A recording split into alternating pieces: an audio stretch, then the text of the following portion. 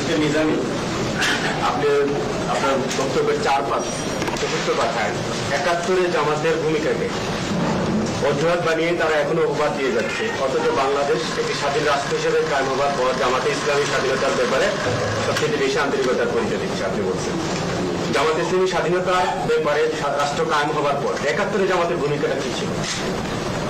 এরকম আমরা বলেছি একাধিকবার, আমাদের সে সময়ে রাজনৈতিক অবস্থানটা ভিন্ন ছিল, এটা সকলের জানা। কিন্তু আমরা বাংলাদেশের বাস্তবতা মেনে নিয়ে এখানে বাংলাদেশের স্বাধীনতা সর্বত্রের হেফাজতের জন্য আন্তরিকভাবে প্রচেষ্টা চালাচ্ছি। এই দেশকে একটি আধুনিক প্রধান রাষ্ট্রে পরিণত করার জন্য আমরা চেষ্টা করি।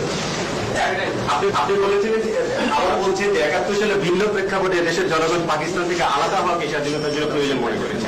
আপনারা প্রয়োজন মনে করেছিলেন কিনা?